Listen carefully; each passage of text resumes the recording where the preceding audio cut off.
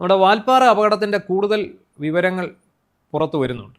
അപ്പം അത് മോട്ടോർ വാഹന വകുപ്പിൻ്റെ റിപ്പോർട്ട് പ്രകാരം, അവരുടെ അനുമാനം പ്രകാരം വാഹനം ഓടിച്ചിരുന്നത് ഇപ്പോൾ നിലവിൽ പരിക്കേറ്റ് ആശുപത്രി കഴിയുന്ന ട്രാവലറിൻ്റെ ആ ഡ്രൈവർ അല്ല സ്കൂൾ ബസിന്റെ ഡ്രൈവർ ആയിരുന്നു എന്നാണ് ഇപ്പോൾ അവർ പറയുന്നത്. അപ്പം അയാൾക്ക് 10-35 വർഷത്തെ ഡ്രൈവിംഗ് പരിചയമുള്ള ആളാണ്.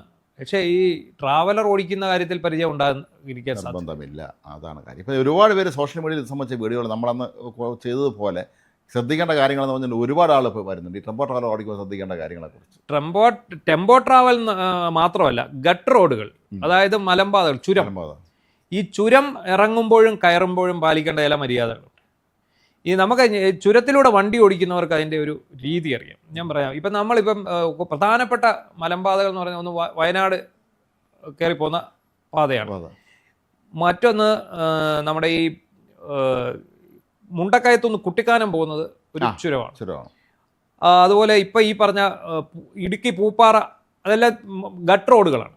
ഈ ചെങ്കുത്തായ ഈ വാൽപ്പാറയുണ്ട്, ബോഡി നായ്ക്കന്നൂർ, ബോഡിമെട്ട് റോഡ്, കമ്പംമെട്ട്, അതുപോലെ കുമളിയിൽ നിന്നും തേനിക്ക് പോകുന്ന റൂട്ട്, ആര്യങ്കാവ്, അങ്ങനെയൊക്കെ കുറേ സ്ഥലങ്ങളുണ്ട്. അപ്പം നമുക്ക് ഈ വഴി കൂടെ നമ്മൾ വാഹനം ഓടിച്ച് പോകുമ്പോഴും വരുമ്പോഴും തീർത്തും മാന്യതയല്ലാത്ത രീതിയിൽ ഡ്രൈവ് ചെയ്ത് വരുന്ന ആൾക്കാരുണ്ട്. ഇപ്പം കഴിഞ്ഞ ദിവസം എം വിയുടെ തന്നെ അവരുടെ മോട്ടോർ വാഹന വകുപ്പിൻ്റെ തന്നെ ഫേസ്ബുക്കിൽ എങ്ങനെ ഗട്ട് റോഡുകളിൽ വണ്ടി ഓടിക്കണമെന്ന് ഒരു നിർദ്ദേശം വന്നിട്ടുണ്ട്. മാത്രമല്ല കഴിഞ്ഞ ദിവസം ഇടുക്കിയിൽ ഒരു ജീപ്പ് മറിഞ്ഞിരിക്കുന്നല്ലോ ഇതിൻ്റെ ഇടയ്ക്ക്. ഇതുപോലെ തന്നെ 12 പേരുണ്ടായിരുന്നു ജീപ്പിൽ, 2 പേര് മരിച്ചു കഴിഞ്ഞു. അതും ഇതുപോലെ തന്നെ സംഭവിച്ചതാണ്. കാരണം ഈ ടെമ്പോ ട്രാവലർ എന്ന് പറയുന്ന വാഹനത്തിന് കുറച്ച് പ്രശ്നങ്ങളുണ്ട്. അതിൻ്റെ ബ്രേക്ക് ആവർത്തിച്ച് തുടർച്ചയായിട്ട് അപ്ലൈ ചെയ്തുകൊണ്ടിരുന്ന അതിൻ്റെ ബ്രേക്ക് തനിയെ നഷ്ടമാണ്. ബ്രേക്ക് ഫേഡിങ് എന്നോ അങ്ങോട്ടാണ് അതിൻ്റെ പേര്. അതിൻ്റെ സാങ്കേതിക പേരൊന്നും നമുക്കറിയില്ല, എങ്കിൽ പോലും നമ്മൾ വായിച്ചതിൽ നിന്നാണ് പറയുന്നത്. അത് പിന്നീട് പെഡലും വെറും നാമമാത്രം, പെഡലിന് ചവിട്ടാവുന്നേ ഉള്ളൂ, ആ നാമമാത്രമായിട്ട് അങ്ങ് പോവും. അപ്പോൾ ശരിക്കും ഹെയർ പിൻ വളവുകൾ ഇറങ്ങുമ്പോൾ നമ്മുടെ വശം ചേർന്ന് മാത്രം. നമ്മളിപ്പോൾ ഇറങ്ങി വരുന്നു, ചില ഡ്രൈവർമാർ പരിപാടിയുണ്ട്. ഇപ്പം ഇവിടുന്ന് അങ്ങോട്ടിറങ്ങി ഇവർ ഇങ്ങനെ ഒരു ഹെയർ പിൻ വളമാണ് വലത് ചേർത്ത് പിടിക്കും, താഴെ അതേ സമയമായിരിക്കും വണ്ടി അവരുടെ ഇടത് ആ ഭാഗത്ത് അവർ കയറി വരുമ്പോഴായിരിക്കും യവൻ വലത്തൂടെ കയറിച്ചില്ല. ഒന്നുകിൽ ഇടിക്കും, അല്ലെങ്കിൽ അതവിടെ പ്രശ്നമായിട്ട്. അപ്പോൾ ഇവർക്ക് ഈ ഇടത്തെ സൈഡിൽ കൂടെ ചേർത്ത് പോകാം. ചെറിയ വാഹനങ്ങൾക്കൊക്കെ പോകും, വലിയ വാഹനങ്ങൾക്ക് അത് പാടാണ്.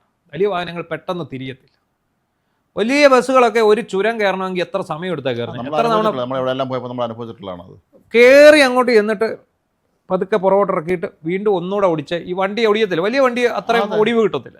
ഇപ്പം നമുക്ക് കാറുകളാണ്, ചെറിയ കാറുകളൊക്കെയാണ് നമുക്ക് ഈസി ആയിട്ട് കയറി അങ്ങ് പോകും. ഈ വലിയ വലിയ വണ്ടികൾക്ക്, ലോറികൾക്ക് അതങ്ങനെ കിട്ടത്തില്ല. അപ്പോൾ ആ സ്വാഭാവികമായിട്ട് അവർ കയറിപ്പോകുന്നതിന് ഒരു ഇതുണ്ട്. പിന്നെ അതുപോലെ ഈ വാഹനങ്ങൾ കയറിപ്പോകുമ്പോൾ നമ്മൾ കറക്റ്റ് ഒരു ഡിസ്റ്റൻസ് പാലിക്കേണ്ടതായിട്ട് ഇതിൻ്റെ ബാക്കിൽ. അല്ലെങ്കിൽ എന്ത് സംഭവിക്കുന്നുണ്ട്, ഈ മേളിലോട്ട് കയറിപ്പോകുന്ന വണ്ടി ചിലപ്പോൾ ഉണ്ടല്ലോ പുറത്തോട്ട് വന്നാൽ. ഈ കഴിഞ്ഞിടയ്ക്ക് അടുത്തിടെ ഈ പിരപ്പങ്കോടിനപ്പുറത്ത് ഒരു വലിയ ആക്സിഡൻറ്റ് പറന്നോട്ട് വന്നു, വണ്ടി പുറകോട്ട് വന്നു. അതെന്താണെന്ന് ചോദിച്ചു കഴിഞ്ഞാൽ ഈ വലിയ ടോറസ് ലോറി പാറയുമായിട്ട് അവിടെ നഗരൂർ എന്നങ്ങാണ്ട് ആ സ്ഥലം, നഗരൂർ, അവിടെ ഒരു വലിയ കുത്തുകയറ്റമൊന്നുമല്ല, സാമാന്യം ഒരു നല്ല കയറ്റം. ഈ കയറ്റം കയറി മേളിലോട്ട് ചെല്ലുകയും വണ്ടി ഓഫായി. ഈ വണ്ടിക്ക് ഒരു പ്രശ്നമുണ്ട്, ഈ വണ്ടി ഓഫായ ബ്രേക്ക് കിട്ടത്തില്ല. അങ്ങനെയുണ്ട്. ഈ വണ്ടി നേരെ താഴോട്ട് പോകും. പോകുന്ന പോക്കിന് 2 വിദ്യാർത്ഥികൾ ബൈക്കിൽ പോയൊരു മണ്ടയ്ക്ക് വീണു, അവരപ്പോഴേ മരിച്ചു. പിന്നെ വന്ന് വീഴുന്ന ഒരു നെക്സോൺ കാറിൻ്റെ പുറത്താണ്, ടാറ്റയുടെ. ഈ കാർ കംപ്ലീറ്റ് ലോസാണ്, ടോട്ടൽ ലോസായി, തവിട് പൊടിയായ ഒരു കൂട് പോലെ ആയിപ്പോയി. പക്ഷേ 2 യാത്രക്കാരും രക്ഷപ്പെട്ടു, ടാറ്റ ആയതുകൊണ്ട് മാത്രം രക്ഷപ്പെട്ടു. അതിൻ്റെ ആ ആ ഫ്രെയിമിനകത്ത് നിന്ന് രക്ഷപ്പെട്ടു പോകുന്നു. അപ്പോൾ നമ്മളുടെയൊക്കെ ആൾക്കാരാണ്. ഞാൻ ഇന്ന് രാവിലെ ഇങ്ങോട്ട് വരുമ്പോൾ കണ്ടു വലിയൊരു ടോറസ് കയറ്റം കയറുകയാണ്. അതിനെ മുട്ടിയില്ല രീതിയിൽ ഓട്ടോറിക്ഷ പുറകിക്കുക. അപ്പം നമ്മളപ്പോൾ എന്ത് ചെയ്യുന്നു, നമുക്കിതറിയാം, നമ്മളൊത്തിരി പുറകിലാണ് പിടിക്കുന്നത്.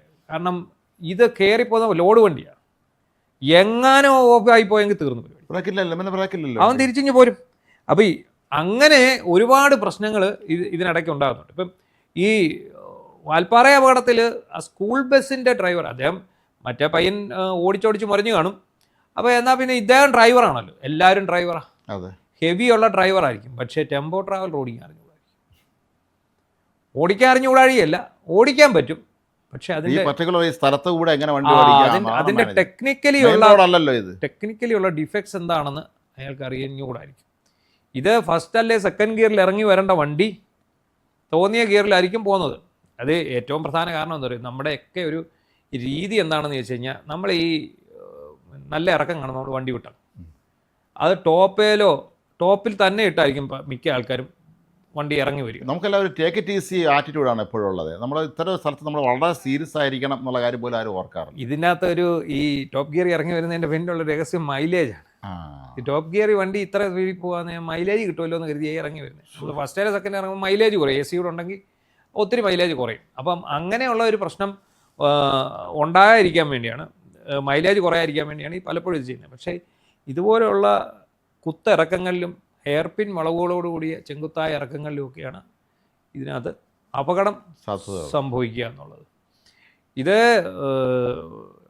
എന്തോ ആ ഭാഗത്തെ ക്രാഷ് ഗാർഡാണോ അവിടെ മതിലാണോ എന്നറിയില്ല, അതിന് നീളക്കുറവാണ്. ഒരുപക്ഷെ ഇച്ചിരി നീളം ഉണ്ടായിരുന്ന ചിലപ്പോൾ അതേ തടഞ്ഞ് ഇതാ നീളത്തിനപ്പുറം ആ ചെറിയ മതിലിൻ്റെ സൈഡിലെങ്ങാണ്ട് ഇടിച്ചിട്ടാണ് ഇത്. ശരിക്കും നമ്മുടെ നാട്ടിൽ ഇത് സംബന്ധിച്ച ഒരു ബോധവൽക്കരണം എന്ന് പറഞ്ഞ പരിപാടി നമ്മുടെ നാട്ടിൽ അപകടം സംഭവിക്കുമ്പോഴാണ് പറയുന്നത് നിങ്ങൾ ശ്രദ്ധിക്കേണ്ട കാര്യം ഇതാണെന്നുള്ളത്.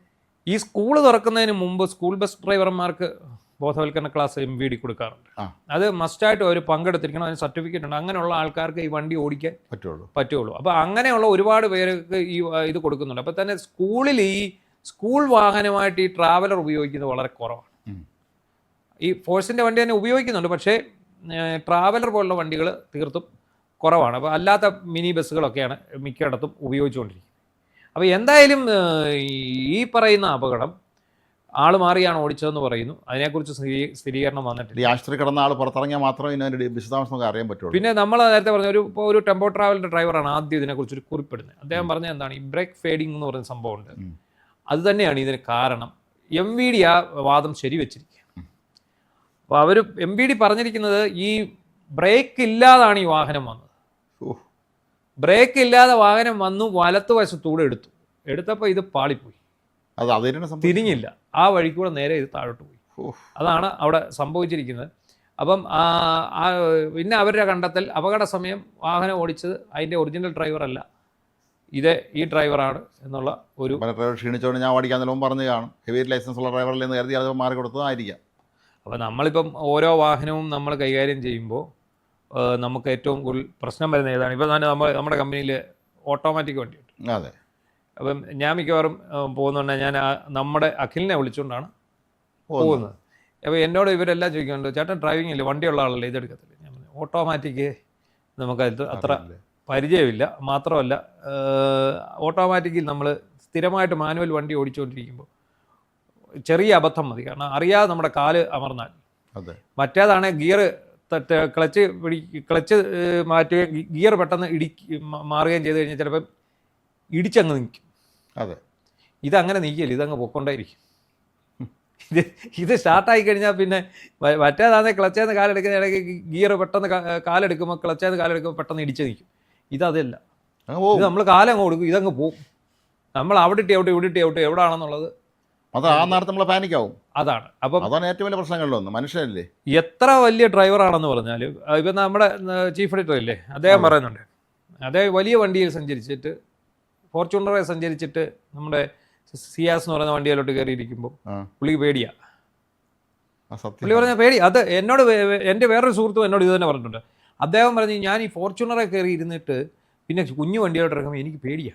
ഞങ്ങൾ യൂണിവേഴ്സിറ്റി കോളേജിൽ പഠിക്കുന്ന സമയത്തായിരുന്നു ഈ മാരുതി ഇറങ്ങിയത്. ഞങ്ങളുടെ ഒരു സഹപാഠി ഒരാൾക്ക് അബ്ബാസ് കാറാണോ ഉണ്ടായിരുന്നു, ഡീസൽ ഉപയോഗിച്ചിരുന്നു. പുള്ളി പറയായിരുന്നു, അവർ ഒരു അടുത്ത സുഹൃത്ത് മാരുതി കാർ വെച്ചാൽ അന്നൊരു ആകർഷണമാണ്, രസമാണ്. അപ്പം അതിൻ്റെ കോമ്പാക്റ്റ് നല്ല കാർ, എന്നാൽ ഓടിച്ചു നോക്കാൻ പറഞ്ഞു. പുള്ളി പറഞ്ഞു വണ്ടി ഓടിച്ചോ, പുള്ളി കൈ ഉറച്ചു എന്ന് പറഞ്ഞു. കാര്യം പുള്ളിക്ക് ആ അമ്പരം ഇത് നമ്മൾ പിടിക്കണം നിൽക്കുന്നില്ല. പുള്ളി പറഞ്ഞു, ഞാൻ അംബാസഡറും ഫിയറ്റ് മാത്രമേ ഓടിച്ചിട്ടുള്ളൂ, ഈ സാധനം ഞാൻ ഓടിച്ചിട്ടില്ല. അപ്പോൾ നമ്മൾ പിടിക്കാൻ നിൽക്കില്ല, പവർ സ്റ്റിയറിംഗാണ്, ഇത് ഒരു രക്ഷയില്ലെന്ന് പറഞ്ഞത്. അവരാകെ അമ്പരം എന്ന് പുള്ളി അന്ന് പറയുന്നുണ്ടായിരുന്നു. അതിൻ്റെ ഒരു സംഗതി മനസ്സിലാകാൻ പിന്നീടാണ് നമുക്ക്. അതാണ് ഇപ്പം അംബാസഡർ കാറിനുള്ള ഒരു ഗാംഭീര്യമൊന്നും നമ്മുടെ ഒരു കാറിനും ഇല്ല, ഇപ്പോഴത്തെ ഒരു കാറിനും. അതിനുള്ള ഒരു സുരക്ഷിതത്വവും ഇല്ല. അത് നല്ല സുരക്ഷിതമുള്ള വണ്ടിയായിരുന്നു.